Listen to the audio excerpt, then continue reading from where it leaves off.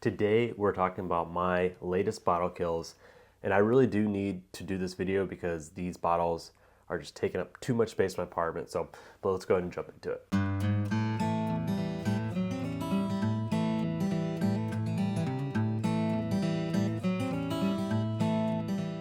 Welcome back to the Bourbon Retriever. My name is Chris, and we are talking about the bottles that I have most recently polished off. And I guess more importantly for you guys out there, I'm also going to talk about whether these bottles are the bottles that I would buy again. So the first bottle we're going to talk about is the Four Roses Single Barrel. This is the standard single barrel they offer. I believe it's the OBSVO or O. Yeah, I think it's no, that's too many letters. OBS. You can look it up online. I'm pretty sure it's the OBSO. OBVO. All right, we're gonna do this. So the first bottle we're gonna talk about is the Four Roses Single Barrel. Now this is a bottle that I have actually recently replaced. You can see they got a new label on it. I probably wouldn't have bought this bottle again if I didn't have a channel. I bought this, replaced it because I wanna see how the standard single barrel tastes compared to the new recipes that they're releasing. But outside of needing this bottle for content for the channel, I don't think it's something that I would buy, just because while it's not a bad whiskey, it actually is a really good whiskey for the price point. I just have so many other bottles to drink that I don't think it's something that I would go to. It's just a very middle of the road whiskey, not really complex, but there are good flavors there. But for those of you out there who are just getting into whiskey, this is definitely a good bottle to start out with in your collection. It's not too expensive. In my area, you can get it for about 40 bucks, and it is a great sipper during the summertime. Next, we're gonna talk about a bottle that constantly kills blinds for me, and it is the Jack Daniel's Barrel Proof Rye. This came out sometime last year. Was it 2 years ago now? But these are absolute hitter bottles. They are roughly around, I wanna say like they're $60 to $70, but they are well worth that price point. Now these bottles aren't for the faint of heart. They're typically anywhere in the mid-high 120s all the way up to, this one is like 139, 138 proof. Yeah, 138 proof whiskey, which is rather hot. So if you're someone who's just getting into whiskey, that might be a little much for you, but it definitely is a good bottle to buy and have on your shelf. You know, as you're getting into it, maybe add water the first couple times you drink it, add some ice, cool it down a bit, and work your way up to that proof point. But Jack Daniel's is making some of the best rye in the market. This beats bottles that are twice, 3 times the price of it, so definitely get it if you haven't had it. The next one we're gonna talk about is probably a bottle that I will never find again, and it is the Russell's 15. This was released this year, and by far is one of the best whiskeys that was released last year. It is an absolutely magnificent pour. If you haven't tried this, I would highly recommend you pay to try it at a bar. It is a really good whiskey, and definitely a bottle that is worthy of a celebration bottle if you spend up into that category. So if this bottle was being released again this year or in the future years, this is a bottle I would buy. Unfortunately, they're going back to the Russell's 13 this year. Wild Turkey through Campari has been jacking up their prices lately. So as long as the Russell's 13 stays at a very manageable price, it'll definitely be a bottle I'm looking for this year, but I am wary of Campari and how they're jacking up prices, so we'll have to see what they price that Russell's 13 at this year. Before I move on to the next bottle on this list, if you're enjoying this content, this list I'm putting together, hit that subscribe button and the notification bell. That way you don't miss any content I post in the future. So the next bottle we're gonna talk about is another Russell's, and this is the Russell's Single Barrel store picks that you can find. These, I think, are roughly in the, I've seen anywhere from like $65 all the way up to like $80. At $80, this might be a pass, but if you can find these for anywhere closer to that $65, $70, these are some of the best bottles that you can find on the shelf for that price point. They're so good with that rich oak, caramel bomb, Wild Turkey funk. And this is in fact actually my last Russell's Reserve single barrel, so I'm definitely gonna have to see if I can find another one in the future. But if you look on the back, they have specs. They'll be anywhere from Camp Nelson or Tyrone. I'll personally be looking out for Camp Nelson. The Tyrones, they aren't bad. Definitely see if you can get a taste of it before you buy it. That's the best way to figure out if it's actually something you like. But if it's something you can't taste, which any reputable liquor store will let you taste their store picks. But if you see a Camp Nelson, those more often are great buys. The next bottle is another bottle that won't be coming out this year, but a version of it will be, and that is the Bardstown Discovery Series. This one is an 11, but the next one will be out will be a 13. The 11 was a great whiskey. I bought a back of this.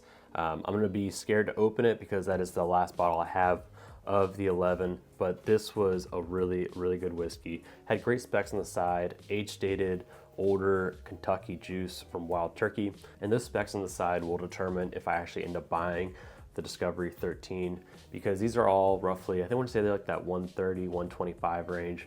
So for me to be able to or willing to pay that much money, I'm gonna need see high age-dated products on the right. Also be excited to see more of Bardstown's own juice in the blends. I don't want to see too much because it's still relatively young. I want to say it's like 7, maybe 8 years old at this point. So I don't want it to be too much of the blend, but I would still be excited to see it to be a significant portion of the blend. But things that would cause me to be hesitant to buy the 13 is if I see a significant portion of Canadian whiskey or Tennessee whiskey as a part of the blend, or if it's overall just a relatively young blend. The next bottle is a bottle that I used to love, but the last couple batches have been a little disappointing, and that is the Elijah Craig Barrel Proof, the A, B, and C batches. This one is specifically a 12-year-old batch. If they go back to having 12 or older aged blends, I will be buying those up. But as long as you're doing sub 12-year-old blends, I'm gonna continue to be passing. And this is mostly because I want Elijah Craig to go back to those older age statements. If consumers stop buying products when they lower the age statements, it will force these distilleries to start making blends with older age stock. So this is almost just like a mini protest I'm doing myself, but these are some great products, and I hope that they go back to doing older age blends in the future. The next bottle is one of my favorite bottles to drink during the summer, and it is the Tincup 10-year. This is one of the best whiskeys at the proof point. I don't know many whiskeys that have flavor at this low proof, and it is definitely a bottle to buy if you're getting into whiskey, because when you're getting into whiskey, you don't like high proof. It just blows out your tongue. And this, at being at such a low proof with the high flavor, I think is a great bourbon for beginners. In addition, the price point you can't beat. I think in my area, these are like around $45 for a 10-year-old product. That is almost unheard of outside of the big boy distilleries. I don't like talking about bottles too much, but they actually have a decent design bottle here. It's very unique than other bottles with the edges here. And also, they have a bunch of, I don't know what you call it, ingrained lettering into the bottle, like more old school looking instead of just a printed label on the front. So overall, it's a great bottle and one that I will be replacing. So the next bottle is probably the most controversial bottle in bourbon today, and it is the Blanton single barrel coming out of the Buffalo Trace Distillery. These are great bottles for beginners. It has that quintessential bourbon sweetness to it. At that 93 proof, it's not gonna burn your palate.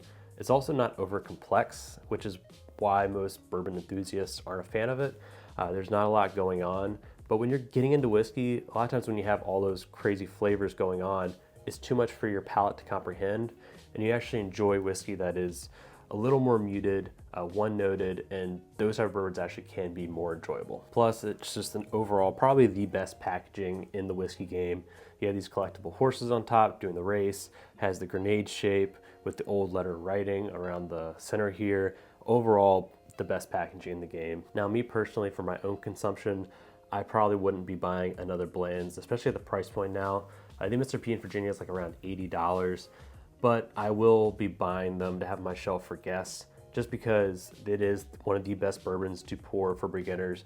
Because of all the whiskey here, this is the one that is most recognizable to them and one they will enjoy more than many other bottles that I own. The next bottle, this is probably the best value in bourbon right now, and it is the Old Forester 100 proof. This is absolutely amazing whiskey for the price tag.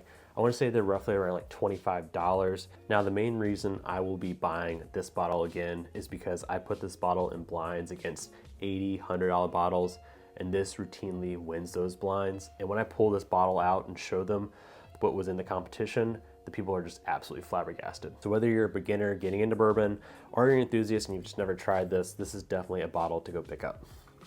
So the last bottle we're going to talk about is probably one of my favorite bottles in my collection. So Spoiler alert, this is a bottle that I will buy again, and it is the Fiddler Georgia Heartwood. These are all single barrels. Now Fiddler does source this juice that's a wheated mash bill from MGP, but they finish it in wood from Georgia, and that's why it's called the Georgia Heartwood. And this is some of the best finished whiskey that I've had. It doesn't taste like a traditional marshmallow, chocolate, double oaked notes.